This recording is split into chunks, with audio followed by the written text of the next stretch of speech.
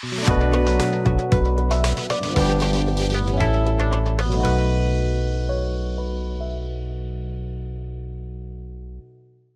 morning, Sushil. Good morning, sir. Welcome to the show of TCA called Founders and Funders. I am Elango, representing the founders of funders of TCA. And let's start, Sushil, with a brief background about yourself as well as what does your company do.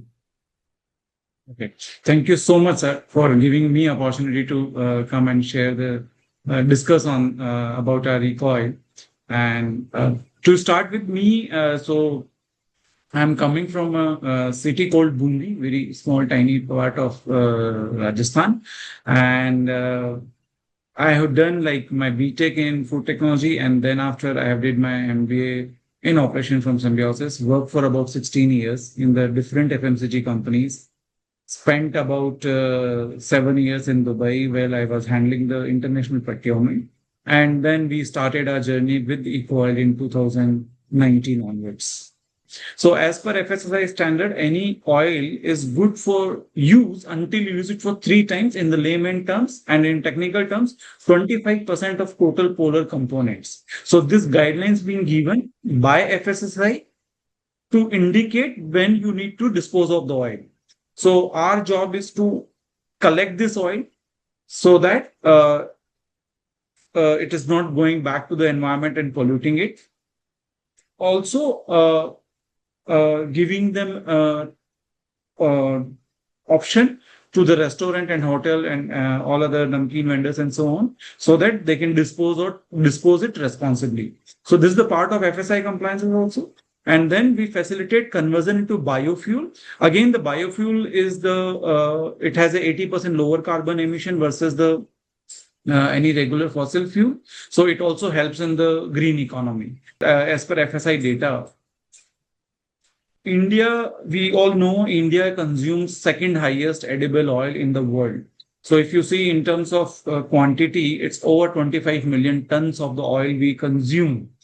And this oil primarily right now, 60% goes into the household and 40% goes into the HoReCa sector, where this is being used for the commercial purposes. As per FSI standard, as per FSI data, 60% of the oil which is being disposed is still going back to the food chain and causing the serious health issues. Why? Because organized people, like organized food businesses, those who care about the brand, those who wanted to give a good quality food to everyone, they do dispose. And then there are the middlemen. They collect this oil, they just filter it or repack into the old similar new containers and then sell it back. And then it reaches to the street food vendors or the small eatery where they don't even know whether this is a fresh or used. And then they keep using it until it become a black, dark, viscous material. And they don't throw this black, dark, viscous material also. So they actually blend with the curries. They blend it, they make a different colorful sauces out of it, momos, etc. And that's where the biggest risk to everyone, because this is the carbon chain which is already broken. It has highly polar compounds in it. It impacts the arteries, and then it causes the serious health issues like heart attack, cancer, and so on. So we feel like this was once we started this, like this is our moral responsibility to do something in this direction. That's wonderful, Sushil. I was wondering that all of us use oil at home and all of us eat in restaurants. But the thought about what happens to the used cooking oil never occurred to any of us. How did this occur to you? What is the personal experience you had about this particular issue of converting this waste into energy? As I mentioned, I spent about 7 years back in Dubai. So while we were there in Dubai, we both were doing good jobs, me and Kirti. Kirti is my co-founder. She's my wife also. And we both were working there. We tried 2 more startups back there in Dubai. could not able to succeed because we were trying to sail into the two boats. Once we came back here in India, so first what we did first, we identified the school for the kids.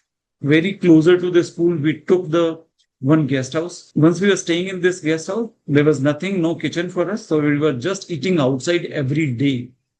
So starting from the kids' breakfast, lunch, dinner, everything outside. We started feeling kids were getting sick. They are like either stomach pain or loose motions, acidity. All these things are happening around. So we started visiting where we were constantly buying our food and ordering the food.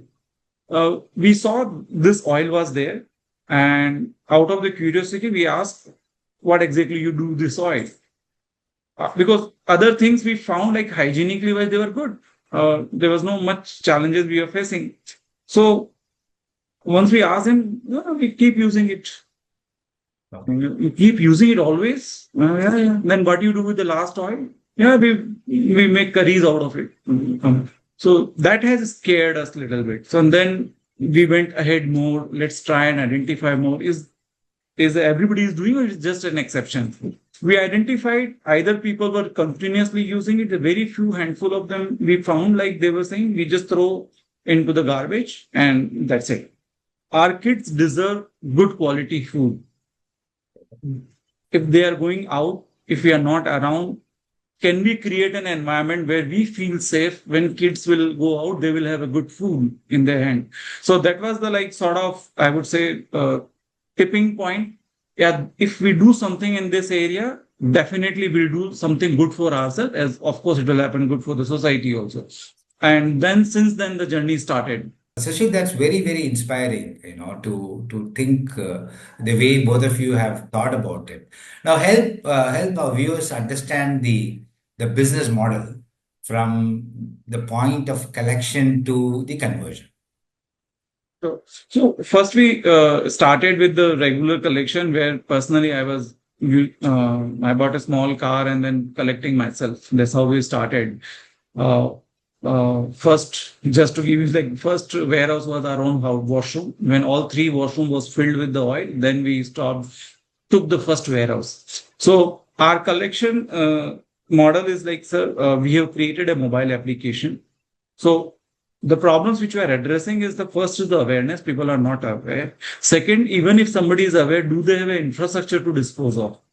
So that's what we are doing. Once we talk about the infrastructure, there are two type of things. One is, can someone physically go and collect the oil? And secondly, how they can reach us out. So both ways we are trying to solve. So to solve the problem of reaching out, we have created a mobile application. So anyone wanted to wish to dispose of the oil, they can come on the app, they can place the request, and then after our CRM team takes care. Once they will place the request for the collection, team will coordinate. They will place the empty drums in the facility.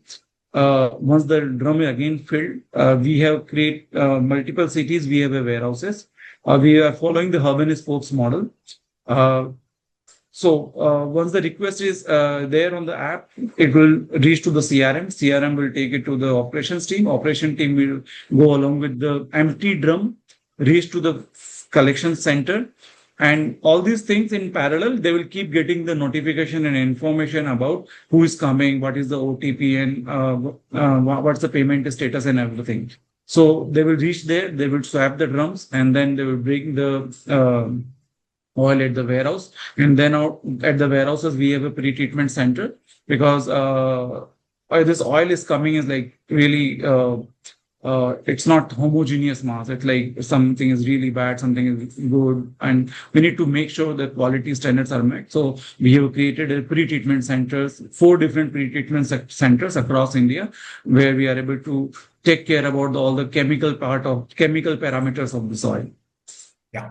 So everything is the whole process is completely digital, other than Yes, sir. physically collecting the oil. Otherwise, the whole process is Absolutely. very digital. Now, Absolutely. in a crowded market like India, what do you think makes Ecoil's process or approach special and unique? distribution model which we have created, where even the least smallest quantity also we are able to collect with the help of our bikes, with the help of our small vehicles, the small containers. So that distribution is, we feel, is the one of the strength which gives an opportunity to collect from the so many cities of India. So I would say, sir, like still we hardly captured less than 2-3% of the entire market. Okay. There's more the distribution will spread across. I think a lot of oil will flow to like right streams. Yeah. So that leads to the question, how many cities you are present and how many point of collections you have currently? Sure, sir. So, sir, we have created a model in a way that every month we are able to reach over 700 cities of India. So this is because we don't want to say no to anyone. If somebody has an oil, we'll try and make sure we reach them in the best possible way. And number of collection points every month or quarterly basis, we touch about 9,000 collection centers. Okay. Means 9,000 food businesses. Yeah. That's quite impressive, Sushil. Sushil, in this business, there is a big role for regulator, as you were pointing out at the beginning, that this is a serious health issue. So government has got strict regulations, and I think the challenge has been in enforcement. So what kind of a role the regulator play in your business, and how the regulatory arrangements have helped you? A lot of time doing the listening and connecting with the departments to ensure the things which we were not there in 2018 onwards, where there was no law. So in 2019, the law came in, and that after the law was there, at least guidelines was there, we were able to approach the restaurant. Before that, nobody was even ready to listen. What we are finding right now, because the law came in 2019, and then after 2 years, there was a complete COVID priorities change, and it took about more than another 1 more year to settle down everything, priorities reshuffle. So now we are finding again government has started taking it seriously, and then they are creating an internal systems where they can actually enforce the restaurants more. They are proposing the penalties for the restaurants. Also, the pollution control board is thinking around how they can bring into the under the pollution guidelines also. All these things, once it will take time, but slowly and gradually it will create an impact and enforce. It will be enforced to the everyone whosoever uses the oil, they must dispose it responsibly, and that will give us a opportunity to collect more and more oil. And priorities not only from the government, also what we are seeing nowadays, even the individuals also started asking to the restaurants about the wherever we do the campaigns, and that also give a lot of support when the end consumer also talks about it. So I think both hands in hand, I think things are taking into the right direction.